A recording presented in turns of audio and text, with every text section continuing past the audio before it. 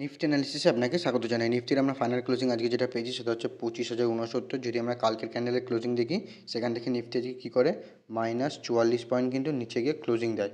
দেখো নিফটি যদি দেখি, নিফটি কী করে এইখানে সাপোর্ট নেওয়ার পর এখানে একটা কী করে ডবল বটম বানায় এবং ডবল বটম বানানোর পর মার্কেট কিন্তু ওপর দিকে কন্টিনিউয়াসলি মুভ দিতে থাকে, ঠিক আছে। তো দেখো যদি নিফটিকে সাথে যদি দেখি, নিফটি কিন্তু একটা ডাব্লু প্যাটার্ন টাইপের বানানোর চেষ্টা করছে, ঠিক আছে।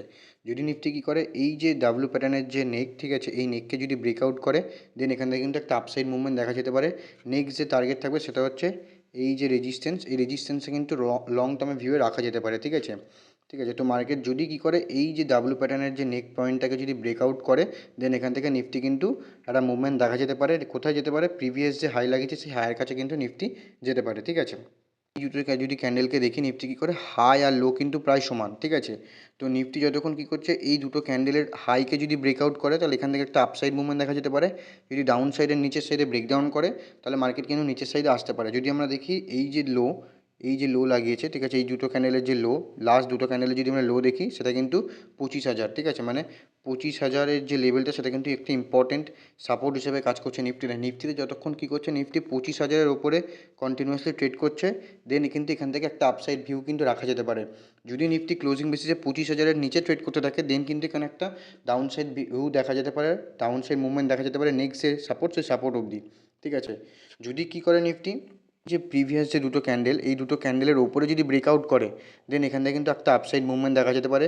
নেক্সট যে রেজিস্ট্যান্স সেটা হচ্ছে এইখানে বেরিয়ে আসবে, সেটা হচ্ছে এই যে রেজিস্ট্যান্সের একটা ইম্পর্টেন্ট রেজিস্ট্যান্স হিসেবে কাজ করবে, যেটা হচ্ছে 25,222, ঠিক আছে, একটি ইম্পর্টেন্ট রেজিস্ট্যান্স হিসেবে কাজ করবে নিফটিতে। যদি কী করে এই নেক পয়েন্টকে যদি ব্রেকআউট করে দেন নেক্সট যে রেজিস্ট্যান্স সেটা হচ্ছে 25,222, ঠিক আছে। আর যদি দেখি আমরা নিফটি কী করে 4 দিন ধরে যদি দেখি, লাস্ট এক সপ্তাহ ধরে যদি নিফটিকে দেখি, নিফটি কিন্তু 25,000-এর ওপরে কিন্তু হোল্ড করছে, ঠিক আছে। মার্কেট কিন্তু 25,000-এর ওপরে মার্কেট কিন্তু কন্টিনিউয়াসলি ট্রেড করছে। তো যতক্ষণ 25,000-এর ওপরে রয়েছে নিফটি কিন্তু একটা আপসাইড মুভমেন্ট দেখা যেতে পারে, ঠিক আছে। তো যেহেতু নিফটি কালকে এক্সপায়ারি, তো নিফটির 15 মিনিটের চার্টে দেখি নিফটি কালকের জন্য কেমন কি ট্রেড করতে পারে। নিফটি যদি 15 মিনিটের চার্টে দেখি, নিফটি কী করে, যদি লাস্ট দুদিনের চার্ট দেখি নিফটি কিন্তু সাইডওয়েজ চলছে, ঠিক আছে। 25,000-এর ওপরের লেভেল কিন্তু মার্কেট হোল্ড করছে, ঠিক আছে। তো নিফটি যদি ইম্পর্টেন্ট এখন যে সাপোর্টটা রয়েছে সেটা হচ্ছে এই যে সাপোর্টটা, ঠিক আছে, একটা ইম্পর্টেন্ট সাপোর্ট হিসেবে কাজ করছে নিফটিতে, ঠিক আছে। যদি মার্কেট কী করে, এই যে এখন যেখানে দাঁড়িয়ে রয়েছে এটা হচ্ছে 25,069, যদি মার্কেট এর নিচে কন্টিনিউয়াসলি ট্রেড করতে থাকে দেন এখানে একটা 15 মিনিটের চার্টে নেক্সট একটা সাপোর্টকে ব্রেক, যদি এই সাপোর্টকে ব্রেক ডাউন করে তাহলে নিফটিতে একটা নেক্সট ডাউন সাইড মুভমেন্ট দেখা যেতে পারে, সেটা হচ্ছে এই যে লেভেলটা, ঠিক আছে। ছোটো পয়েন্টে একটা মুভ দেখা যেতে পারে এই যে লেভেলটা, ঠিক আছে।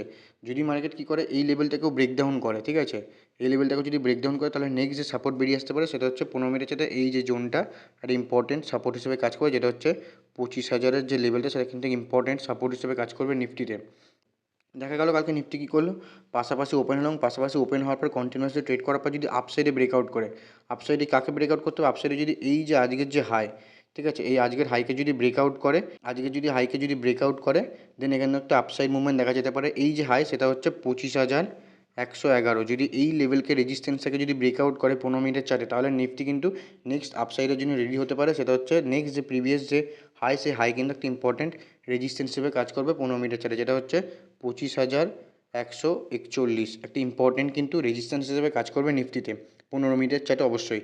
যদি 15 মিনিটের চার্টে কী করে 25,141-এর ওপর মানে 25,150-এর ওপরে যদি কন্টিনিউয়াসলি ট্রেড করতে থাকে দেন এখানে একটা নেক্সট আপসাইডের ভিউ রাখা যেতে পারে, সেটা হচ্ছে নেক্সট যে রেজিস্ট্যান্স সেটা হচ্ছে 25,222, ঠিক আছে, ইম্পর্টেন্ট রেজিস্ট্যান্স হিসেবে কাজ করবে নিফটিতে।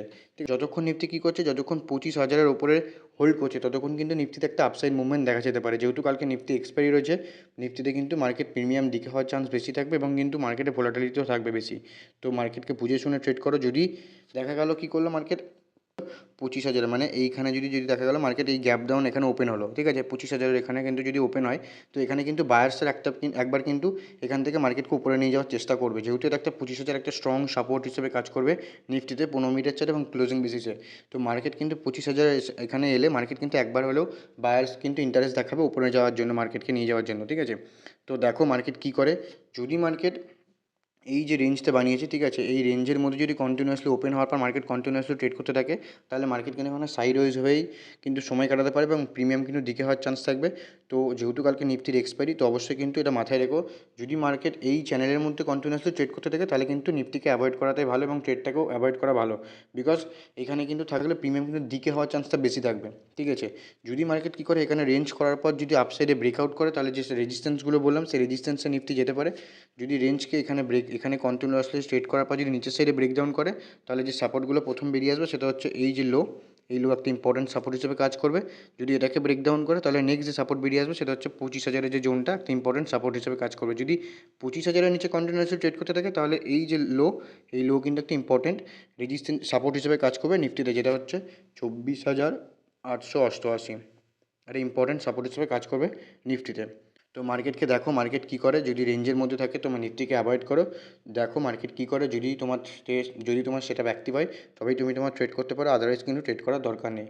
তো যদি ভিডিওটি ইনফরমেটিভ লেগে থাকে অবশ্যই কমেন্টে জানাবেন এবং চ্যানেলটিকে সাবস্ক্রাইব করে নেবেন। দেখা হচ্ছে পরের ভিডিওতে, ততক্ষণ ভালো থাকবেন, সুস্থ থাকবেন।